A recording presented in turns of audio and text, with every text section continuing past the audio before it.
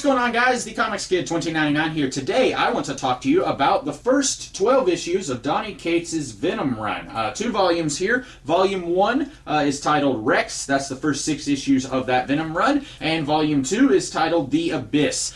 Here we have everything written by Donny Cates with art by Ryan Stegman, J.P. Meyer, Frank Martin, Iban Coelho, Joshua Cabrera, Andres Massa, and that might be it. I read this volume about a year ago. I remember a lot of hype coming up when this series first started, and I was kind of surprised because Donny Cates is one of these creators who kind of just came out of nowhere. I have no idea what he was doing before he started writing Venom, and now he is just all over the place. He was talking one time about how Dan DiDio at DC had offered him a job writing Batman, and Donny Cates said, yeah, someday, but right now I still have stories I want to tell at Marvel. But he's currently, as of filming this video, writing Thor. I think he's briefly handled Doctor Strange and the Silver Surfer, but this is where I first heard of him. And read Rex about a year ago, and I was like, that's fine. The problem is,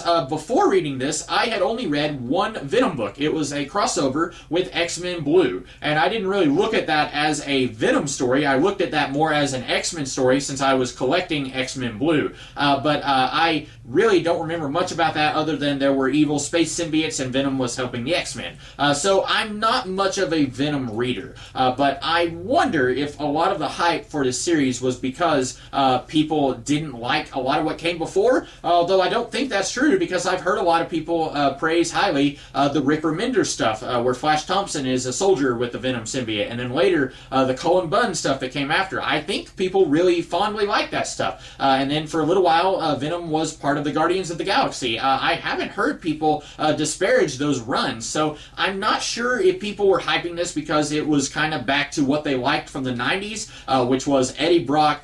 He's not a good guy, but he's also not really a bad guy either. I haven't read any of the 90s stuff, but I have not heard anything good about any of those Venom storylines from the 90s. So looking at this, and then what very little I know of Venom as the lethal protector, this feels like it's trying to capture that era, but do it with better stories. And there's a lot of Donny Cates just completely tips everything over on its side in this run. And I haven't read everything. I'm assuming that Cates keeps going past issue 12. I don't know. I haven't looked at volume 3. I don't have it. But in the first volume, this one here, Venom meets this other guy, a Vietnam veteran named Rex. And Rex says, you are not the first human with a symbiote on Earth. He says, me and my buddies in Nam, we all had the Venom-type symbiotes, and they were all captured, and they're being transported. I need your help freeing them because they don't deserve to die that way. But it turns out, long story short, the symbiotes that they have were part of a giant symbiote dragon that was sent to Earth a long time ago, and it was defeated by Thor, and then somehow the U.S. government got a hold of the symbiote and split it up and gave it to all these soldiers, and then these symbiotes, they bond back together, and then they start wreaking havoc, and there is this humanoid-looking guy who is the god of the symbiotes, and he apparently actually first appears briefly in an issue of Thor. I have no idea how that's working, but anyway, Venom meets this guy who is telepathically controlling this symbiote dragon from across the universe, and we find out that the Venom home world, Clintar, is not actually the home world. It is actually just a big pile of symbiotes that are all piled on top of this guy, Null, K-N-U-L-L.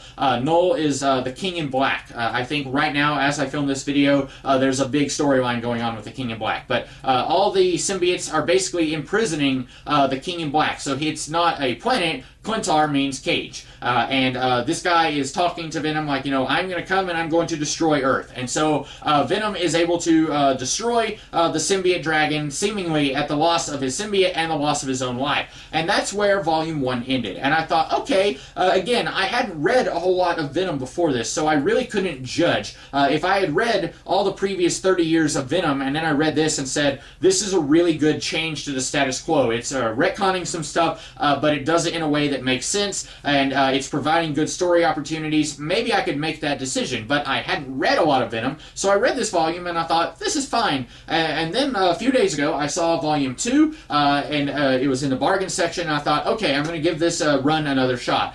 So I reread volume 1, and then got into volume 2, and wow, volume 2 is where this run is at, as far as I'm concerned. Like I said, haven't read past volume 2. I don't know how long Donny Cates stays on the book, but I really, really like The Abyss a lot. So I don't want to spoil too much, but Ultimate Reed Richards from the Ultimate Universe, he is basically a bad guy. He is a bad guy, and I really don't know the specifics of how that worked. Years ago, I read the miniseries where that kind of unfolded, but I still don't really know the how and why of Reed becoming a bad guy there. But here, he wants to study the symbiote dragon that Eddie destroyed, as well as Eddie's symbiote, and we find out the symbiote has actually been messing with Eddie's mind. There are several different moments where we find out Eddie cannot trust his own memories, and people who are longtime fans of Venom might not like that. I think I read that there were people sending death threats to Donny Cates. Come on, guys. It's not okay to send death threats to anybody, especially a comic book writer who is just trying to tell the best story that they can. I really liked this reveal that everything in Eddie's past is kind of questionable. We don't know what is real and what isn't. I like that. Now, if I went back and read a 1990s Venom comic, I'll just go ahead and tell you one of the things. Eddie had a sister who was introduced in the late 90s in an issue of Nova.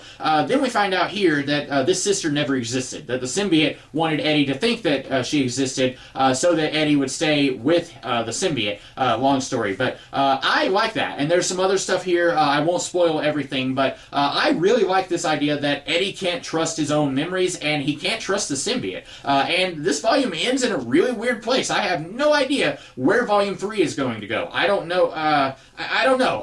There's some really interesting stuff that can be done with Eddie and the symbiote at the end. I like this run a lot. Volume 1, I wasn't sure about it, and I'm not crazy about the King in Black being a huge Marvel Universe villain. I don't mind Eddie having a arch nemesis who is a space king of the symbiotes, and him being a villain in the Venom series, but I don't like this character being promoted to a big Marvel Universe villain. That kind of reminds me of Rick Remender's Uncanny Avengers, where you had the Red Skull with Professor Xavier's powers, and then he gets promoted to being part of this big event called Axis. I didn't like that then. I don't like it when comics do that. Chaos War, years and years ago, Chaos War, I thought was just a standalone event, and then I read it, and it made no sense, and it turns out it was like the conclusion of the Incredible Hercules series that I had not read. I don't like it when they do that. I would have rather Null the King in Black just stayed in the Venom book, but I actually preferred what was going on in this volume, which was much more down to earth. You had this bad guy from an alternate reality here, but even he isn't really the bad guy of the book. He's there, he does some stuff that's kind of shady, but he's not the main antagonist of the book. So if you have heard people talking about this and you're not sure about it, I would recommend giving this series a chance. I think you can even start with Volume 2, The Abyss. If you're not as into space dragons attacking LA, then you don't have to read Volume 1, but I would recommend reading Volume 1. I don't like it as much as The Abyss, but I think it's still pretty good. So after reading these two volumes recently, I am very much looking forward to reading the rest of this run and seeing what else Donny Cates has to offer in the Marvel Universe. I really want to read his Thor run. I dabble in Thor here and there, and I read a little bit of Jason Aaron's early Thor stuff, and then I lost track of it, and there was a lot of stuff, like 8 years, that I didn't read. So I'm very eager to have a new, fresh jumping on point for Thor. I do want to read his Thor run, but I don't have that volume, may not get it for a while, but I am looking forward to reading, kind of going back and reading some of the other stuff that Donny Cates has done.